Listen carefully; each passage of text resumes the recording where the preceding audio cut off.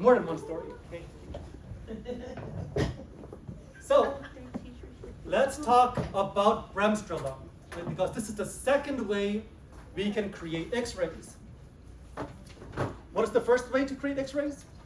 Characteristic interaction. Characteristic interactions, very good. All right, so Veronica, what do you have on your note card for Bremsstrahlung interactions?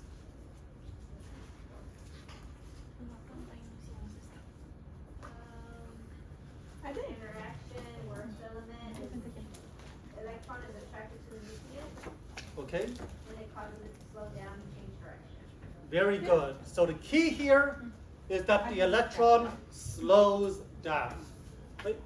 Bremsstrahlung is the German word for slowing down or for braking, right? As in hitting the brakes on your car, not, breaking something in half. So Bremsstrahlung is all about the electron coming in, hitting the brakes, and slowing down. When you are in a car, right, and you slam on the brakes, what happens? Slows down. What else aside from slowing down? Your head hits. Or fishtail. Fishtail, okay, but looking for something else. What happens when you slam on the brakes? Newton's first You get law. You might change direction. I'm driving along, right? I hit the brake, and Stop. You hear that's noise. right. You hear that noise, right? Right? It goes. You hear that screech as it comes to a stop. Right? Why is the car screeching at you? It's trying hard to stop. Okay, right. It's trying hard to stop. Right? Friction. So basically, it's converting energy into sound. Right? It's converting some of that motion into sound. The rest turns into heat, right, at your brake pads.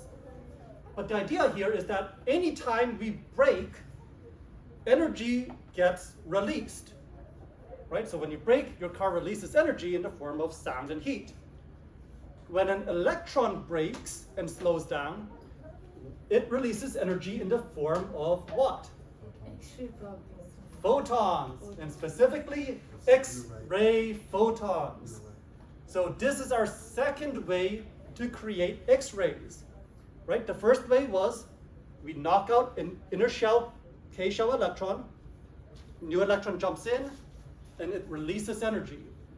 The second way we create X-rays, filament electron comes in, slows down, and when it slows down, that energy is released and converted into X-rays. Does that make sense? So now is the question, why does it slow down? And Veronica said that, well, it slows down and it changes direction. But what can cause an electron to slow down and change direction? Another negative. Right, so it's attracted to something. Okay, so electron has what charge? Negative. Negative.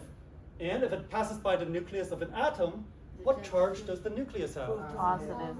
Positive, right? So you've got this positive charge, electron comes by, and it's like, oh, I'm gonna head towards this positive charge now, right? So it changes direction, and when it changes direction, it also slows down, right? You can't take turns going full speed, right? You've got to slow down to take your turns. At least I hope you slow down to take your turns. Okay, I know it's Houston, some people choose not to slow down, but these are good drivers, right? Electrons are good drivers. So they slow down when they change direction, and when they slow down, they release that energy. Okay. So, any questions so far as to how Bremsstrahlung works? Yes, Reagan. So what is this all happening together? So the Bremsstrahlung and characteristic, or is there different types, or like what? Like do they have? I don't know if that makes sense. Very good question. So remember, when we have these interactions, what's happening is we're shooting millions or billions of electrons across at the target. So some of those electrons will hit the K-shell and will have characteristic interactions. Some of them will miss the K-shell, pass by the nucleus, and we get Bremsstrahlung interactions. Right? But 99% of them will do neither of these and will just produce heat. So this can all happen in the same. Correct. So all of this is happening at the same time with different electrons and different atoms. So same type of X-ray, sir? Is there both type of X-rays created are the same? So X-rays are X-rays. It does not matter how we produce them, characteristic or Bremsstrahlung. Hold on. What happened here?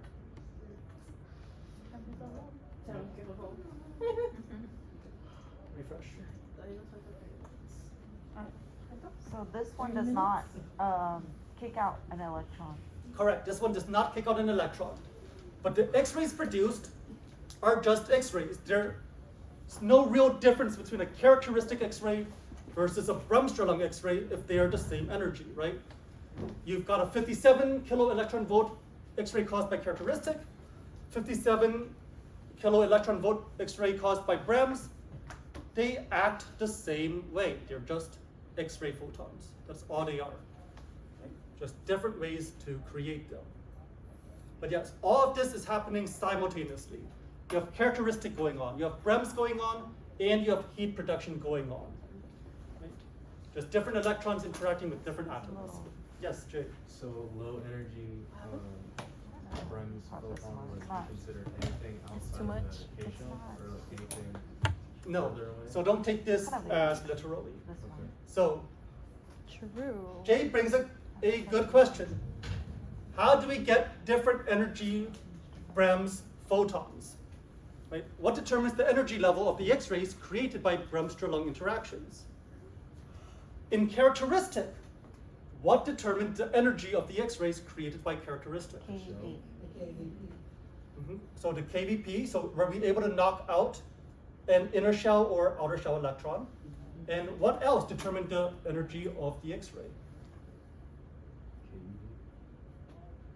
The difference in the binding. That's right, the binding energies. The difference in the binding energies, right? Because going from L shell to K shell gave you one specific energy, right?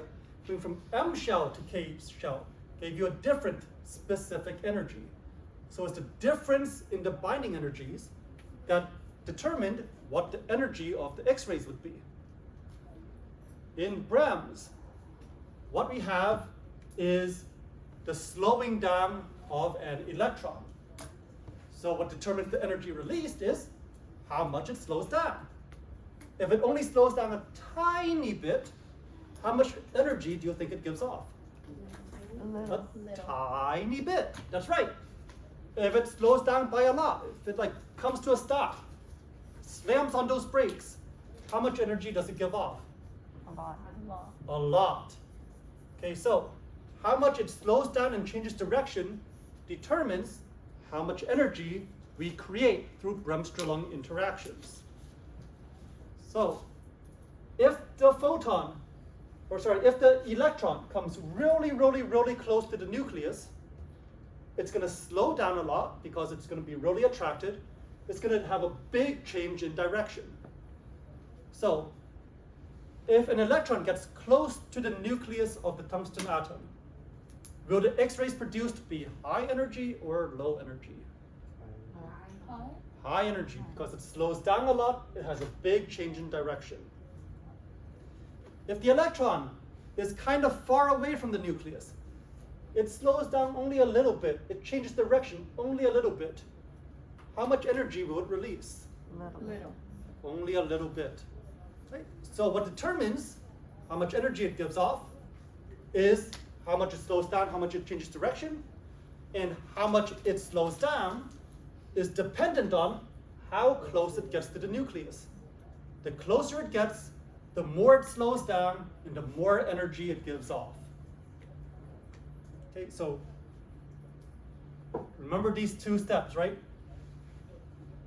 The more it slows down, the more energy it gives off. The closer it gets to the nucleus, the more it slows down, right? So you combine them, the closer it gets, the more it slows down, and the more energy it gives off. Any questions? Any questions now? All right, so with Brems, are we restricted to specific energy levels like in characteristic? No, we can have a wide range, right? If the electron's just a little bit closer, it gives off a little bit more energy. a little bit closer, a little bit more energy. So we get a whole range of possible energies from BREMS, right? You compared it to characteristic, it only gives you specific energy photons, right? So if there's a 50 keV photon, could that come from characteristic? No, because there's no way for us to subtract the shells and get 50. But can we get a 50 keV photon out of BREMS? Yes, right? As long as the photon came close enough and slowed down enough to release 50 keV worth of energy, that is our photon. Yes, Shaheen. Does this mean that in the BREMS, because it can kick off any of the electrons from different levels? No, stop right there. In BREMS, how many electrons got kicked off? None. None. 0. Did we interact with the K shell? No. No. Did we interact with the L shell? No. No. Did we interact with the M shell? No. Did we interact with the nucleus? Yes. Yes. Did we crash into the nucleus? No. No. All we did was we passed by the nucleus, we slowed down and released X-rays. No electrons get kicked out in BREMS. But that's the only place where the electrons will be released, at the nucleus. No electrons are being released. So when they get to the nucleus, what happens? When what gets to the nucleus? The electron gets to the nucleus, let's say. Where is this electron coming from? Coming from the filaments. Okay, so when the filament electron comes close to the nucleus, Yes, sir. what happens to that filament electron?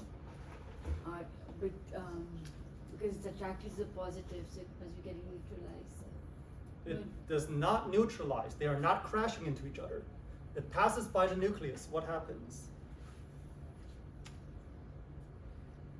Slows down. It slows down. When it slows down, what happens to that energy? The energy released, Released. How is it released? What form? as it is probably released as X-rays. As an X-ray photon. As an Exactly. X-ray photon, and it continues. What continues? The electron that was going, Yes. it continues. That's right. So the electron that passed by, that slowed down, it just continues on. And the energy that it releases while slowing down is the X-rays. The energy released while slowing down is the X-ray. Correct. And the rest of it gives it's used to move on. And it keeps the rest of the energy and it moves on. So yes, one electron could potentially have multiple Bremsstrahlung interactions, right? It can slow down here just a little bit, over here it slows down a little bit, over here it slows down a little bit, right? Slowly losing its energy. Every time it slows down, it gives off X-rays. So, this is what Bremsstrahlung X-ray energies look like. You have this continuous range of energies, right? It's not, you only have them at 25 and 50 and 75, right? You have the entire range of energies, because over here, you have the ones that slow down by a lot, high energy. Over here, you have the ones that slow down only a little bit, low energy. But on average, the energies we will get are around here, right? This is where most of our energy is going to be focused on, right? So if we've got a whole ton of electrons coming through, most of those electrons will create X-rays around this energy level. What energy level is this? What's that look like? 25, 50s. Around 30? 35. Around 30, 35? Well, it depends. The actual answer is depends. And what does it depend on? KVP. The KVP value. So the average energy of a Brem's interaction is 1/3 of your KVP. So if the KVP is 90, most of the photons produced in Brem's are going to be what energy level? 30, right? 1/3 of 90. If the average energy, if your KVP is 120, what is the average energy of your Brem's interactions? 40. If your KVP is 60, what is the average energy of your Bremse interactions? 20. If your KVP is 100, what is the average energy level of your Bremse? 33 point, right? So, do you see how this works? Right? Your peak here, right? The majority of your photons produced by Bremse are going to be 1/3 your KVP value. So, what is the highest possible energy of your photons in Bremse interactions? Is it 33? Right? So, most of your photons are around here, right? But what is the highest energy your photon could possibly be? Well, once again, the answer is it depends. And what does it depend on? KVP. It also depends on the KVP. Your KVP is the highest value. Why? Because let's say the KVP is 90. This filament electron, how much energy does it have? 90. 90. Filament electron comes, reaches the nucleus, slows down. It slows all the way down, loses all its energy. How much energy is transformed into X-rays? 90. All of it, 90. So what is that? What is the energy of that X-ray? 90. Is it possible for us to create a 100 keV photon like this? No, there's not enough energy from the incoming filament electron. You need to raise the KVP to 100, so the electron has 100, so that it can release 100. So the KVP is going to be the highest energy level of your Bremse photon. Does that make sense? So what is 1/3 of the KVP then? The majority of the photons will be that, right? So it's kind of like, what is the class average on the test? That is what we're talking about here. Who scored the highest on the test? That is what we are talking about here. Average versus maximum. Maximum is the KVP. Average is 1/3 the KVP. Yes, Cody. The recent slide it said the closer electron gets to the nucleus, the more energy it loses. So like, is that saying that that electron is becoming weaker, but it's giving off a lot of energy? Correct. You can think of it like kinetic energy transformed into X-ray energy. So the electron loses its kinetic energy, but that energy is being transformed into X-ray energy.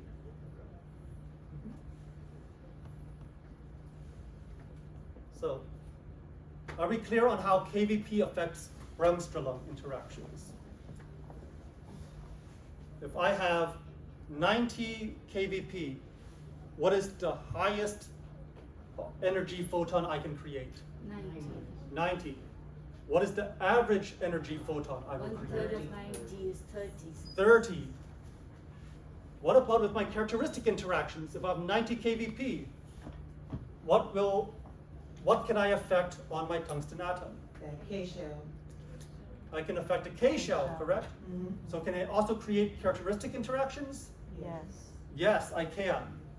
Okay, so we can create both Bremse and characteristic with 90 KVP. What if this KVP was 60? What is the highest energy photon I can create with 60 KVP? 60. What's the average energy of the photons? 20. 20. Can I create characteristic interactions with the K-shell? L.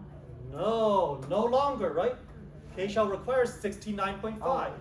If I only have 60 KVP, I cannot create characteristic interactions with the K-shell.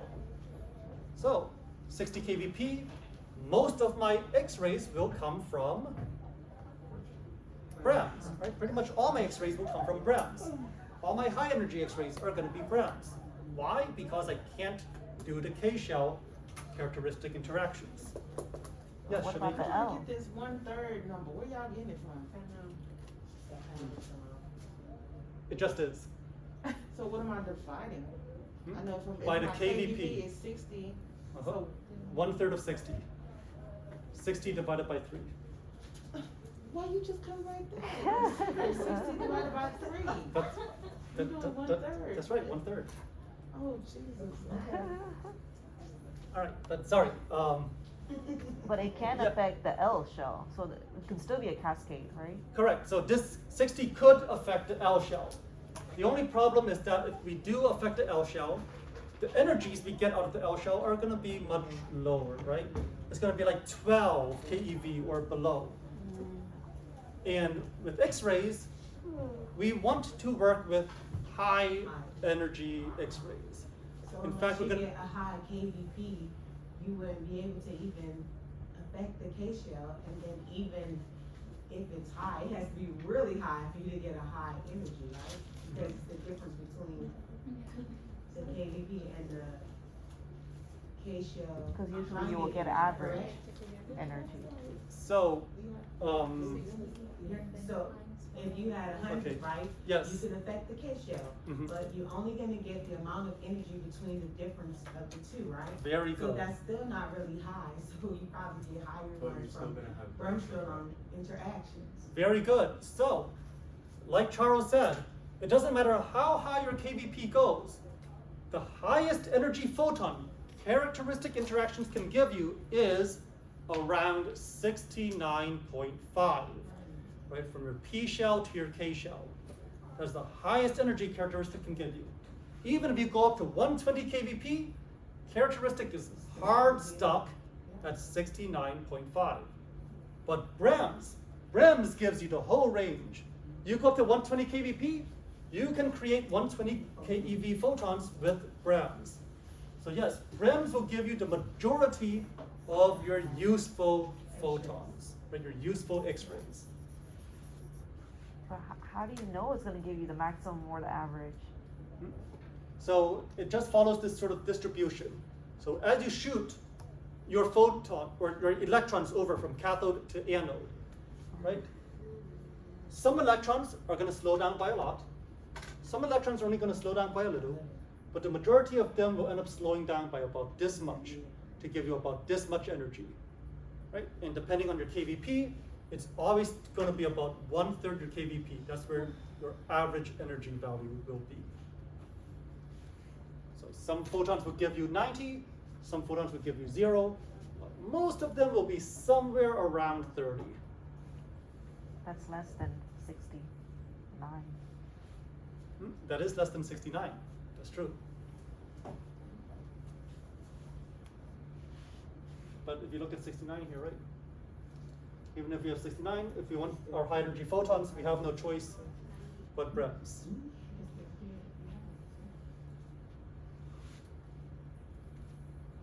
Okay, so like we said earlier, Brems makes up the majority of the useful X-ray photons produced. So several reasons why. Number one, characteristic. Yes, you can use L shell and below, but those photons are too weak. So our useful photons in K shell interactions our useful photons in characteristic interactions are the ones created from the K shell. And so K shell interactions are the only ones we are really interested in. And For you can- X-rays. for X-rays. And you can only create K shell interactions when the KVP is 70 or above. And also, trying to hit a K shell electron is tough because it's a tiny electron, right? Trying to hit a tiny electron with another tiny electron. It's not very easy, right? Sounds like something a carnival game would make you do because they don't give away their prizes very easily. It's rigged, right? On the other hand, Brems, the electron just needs to get close to a nucleus. Nucleus, much bigger, right? Much bigger target to work with. And doesn't need to be exact, doesn't need to crash into it, just has to come close to it. So we're going to create many, many more Brems interactions than characteristic interactions. So Brems is the majority of our useful X-rays produced.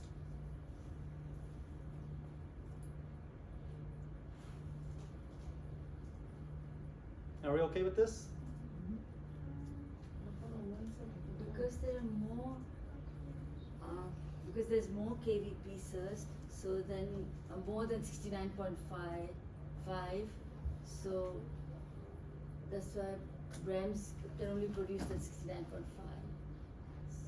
So it's all with REM then. REM then. Is that what it is?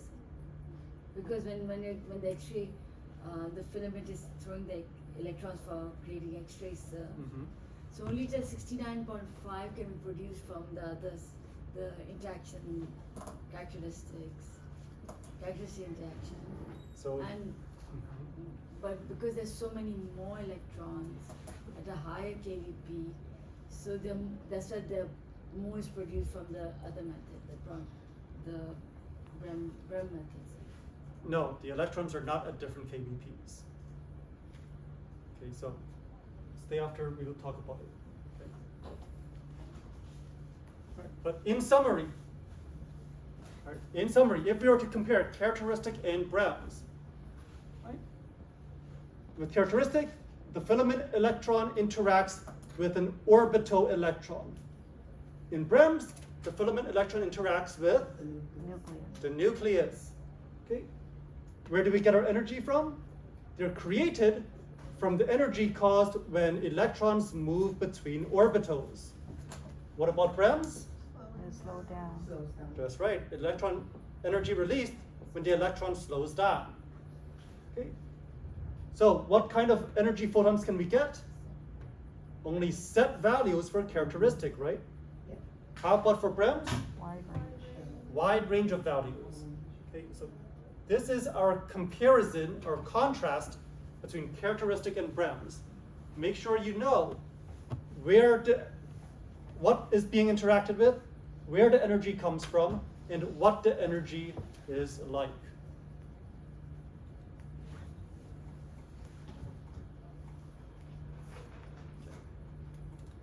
Yes, Reagan. Sorry, do you know when this exam is off the top of your head? If you don't, I'll just check. Next But- Friday. Is next Friday? Yep. Oh, okay, plenty of time. All right. Is that it? The same day as the We're halfway through. Right- We're right halfway for- through PowerPoint. Why is there This so many upcoming Friday copies? or? Next Friday. no The Friday next after. Friday. Yes, John. The same day as Why is Rad there Pro. summary halfway through? Next Friday. No, well, I want to make sure we're on the same page before we move on. Hold on, go back one more Just slide. filtration. Oh, thank you. All right, so we'll go ahead and end here for today. Before you leave, I do need to check your flashcards. So please put your flash